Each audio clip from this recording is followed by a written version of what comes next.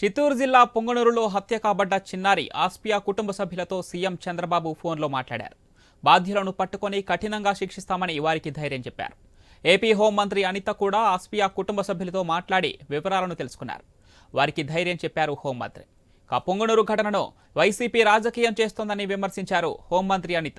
బాలికపై అత్యాచారం జరగలేదని పోస్టుమార్టం రిపోర్టులో ఉన్నప్పటికీ వైసీపీ తప్పుడు ప్రచారం చేస్తోందని మండిపడ్డారు. గతంలో పులివెందులలో జగన్ ఇంటి దగ్గర సామూహిక అత్యాచారం జరిగితే కేసును తేల్చలేదని విమర్శించారు అనిత.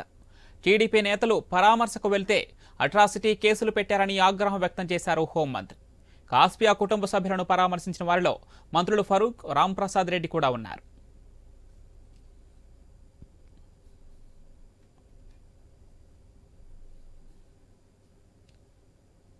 పొంగనూరు కాన్స్టిట్యున్సీలో పొంగనూరు టౌన్ లో 29వ తారీఖున రాత్రి 7:30 గంటలకి ఒక మైనర్ 6 సంవత్సరాల మైనర్ బాలిక అపహరణకు గురవటం మనందరికీ కూడా తెలుసు. అపహరణకు గురైన వెంటనే సుమారుగా రాత్రి 11 గంటల టైంలో వాళ్ళ ఫాదర్ పోలీస్ స్టేషన్ కి వచ్చి కంప్లైంట్ ఇవ్వగా సుమారుగా ఎస్పీ దగ్గర నుంచి డిఎస్పీ లెవెల్ ఆఫీసర్స్ గానీ చుట్టుపక్కల సిఐలు ఎస్ఐలు అందరూ కూడా సుమారుగా 2 రోజులుగా దగ్గర 12 టీములను ఏర్పాటు చేసి ఆ అమ్మాయి అపహరణకు గురైన అమ్మాయి సజీవంగా దొరకాలి అని చెప్పి చాలా పెద్ద ఎత్తున వాళ్ళందరూ కూడా సెర్చ్ చేయడం మొదలు పెట్టారు, దర్యాప్తు చేయడం మొదలు పెట్టారు, వెతకడం మొదలు పెట్టారు. దురదృష్టవశాత్తు 2వ తారీఖున ఉదయం ఇక్కడ మనకి స్టోరేజ్ ట్యాంక్ లోని ఆ అమ్మాయి శవమై తేలటం అన్నది నిజంగా చాలా బాధాకరమైన విషయం.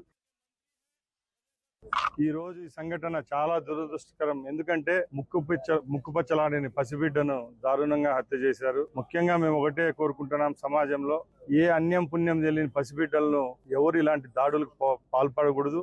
ముఖ్యంగా ఈ ప్రభుత్వం అయితే రాబోయే కాలంలో చిన్న పిల్లల పట్ల వివక్ష చూపిస్తే తప్పకుండా చర్యలు అయితే తీసుకుంటాం. ముఖ్యంగా ఈ సంఘటన జరిగిన తర్వాత మా ప్రభుత్వంలో ముఖ్యమంత్రి గారి ఆదేశాల మేరకు ఈ రోజు ఇక్కడికి రావడం జరిగింది. ముఖ్యంగా ఆ కుటుంబానికి అయితేనే మిగతా వాళ్ళకి మేము ఒకటే భరోసా ఇస్తున్నాం, గత ప్రభుత్వాల్లాగా కాకుండా ఈ ప్రభుత్వాల్లో ఇలాంటి చర్యలకు ఎవరైనా పాటుపడితే కఠినమైన చర్యలు అయితే తీసుకుంటాం.